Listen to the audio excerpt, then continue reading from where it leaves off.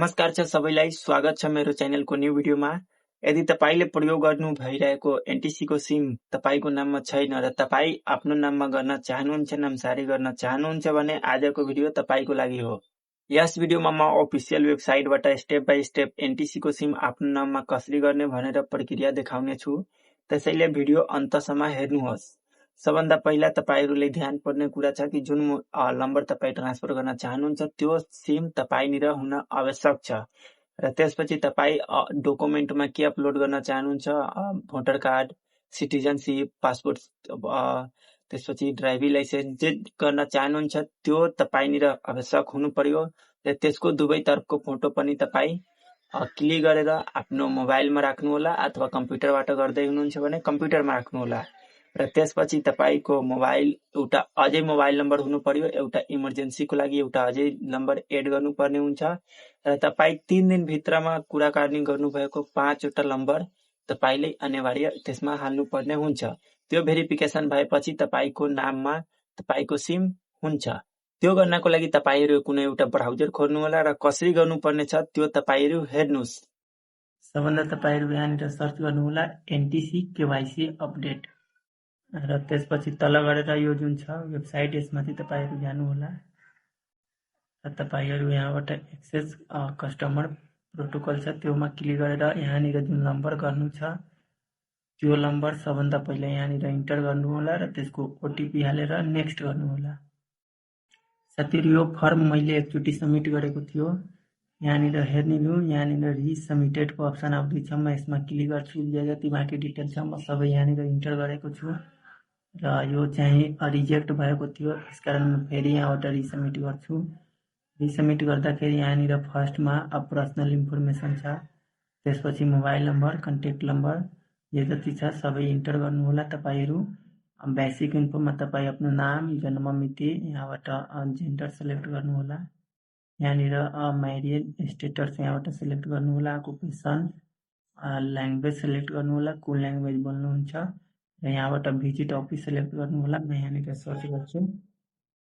म यहाँनिर सर्च गरेर म आफ्नो अफिस सिलेक्ट गरेँ र त्यसपछि फ्यामिली डिटेल छ त्यो हाल्नु होला र एउटा अर्को नम्बर चाहिँ हाल्नु होला इमर्जेन्सीको लागि र यो भेरिफिकेसनको लागि तपाई कुन आइडी दिन चाहनुहुन्छ त्यो हाल्नु होला र त्यो आइडी कहाँ बनेको छ यहाँबाट म आफ्नो जिल्लालाई सिलेक्ट गरिदिएँ र त्यसपछि त्यो कुन प्रदेशमा छ यो सबै सिलेक्ट गर्नु होला। म यहाँबाट मध्य प्रदेश गरिदिएँ। म यसलाई गरिदिँदैछु। चाहिँ भयो र यहाँबाट कुन नगरपालिका छ त्यो सिलेक्ट गर्नु होला। यहाँबाट वार्ड नम्बर लेख्नु होला र यहाँबाट के छ भिलेज नेम, भिलेजको नाम हाल्नु होला र टेम्पोररी एन्ड पर्मानेन्ट एड्रेस दुवै हाल्नु होला र त्यसपछि यहाँनिर छ आउटगोइङ कल भेरिफिकेसन छ, त्यसमा 5 वटा नम्बरबाट तपाई कुराकानी गर्नुभयो त्यो पनि यहाँनिर लेखेको छ। लास्ट 3 दिन लेखेको छ। 3 दिनको भित्रमा तपाई कुराकानी गर्नुभयो त्यो नम्बर यहाँबाट 5 वटा नम्बर इन्टर गर्नु होला र त्यसपछि तपाई आफ्नो नागरिकताको दुवै तर्फको फोटो अपलोड गर्नु होला र अरु कुनै डकुमेन्ट छ भने त्यो अपलोड गरेर यहाँबाट नेक्स्ट गर्नु होला। साथीहरु सेकेन्डमा छ लाइभ फोटो। यसमा लाइभ फोटो एउटा क्लिक गर्नु होला आफ्नो सिटिजनशिप लिएर। यहाँबाट म स्टार्ट क्यामेरा गर्छु र यहाँबाट जुन आयो यो छ जसले कि यहाँबाट फोटो खिच्न सकिन्छ। म लाइभ फोटो यहाँबाट क्याप्चर गरेर अपलोड गरिदिन्छु र त्यसपछि छ रिभ्यू एकचोटी तपाईहरु गर्नु होला। यो पुरै A to Z रिभ्यू गरिसकेपछि यहाँनिर जुन यो आई एग्री छ यो आई एग्री गरेर अनि त्यसपछि तपाईहरु यहाँबाट सबमिट एप्लिकेसन गरिदिनु होला। तपाईको यो प्रोफाइल सक्सेसफुली अपडेट भइहाल्छ र केही समयपछि यो अहिले पेन्डिङ हेराउँदैछ। Your profile is updated on the रिभ्यूमा छ।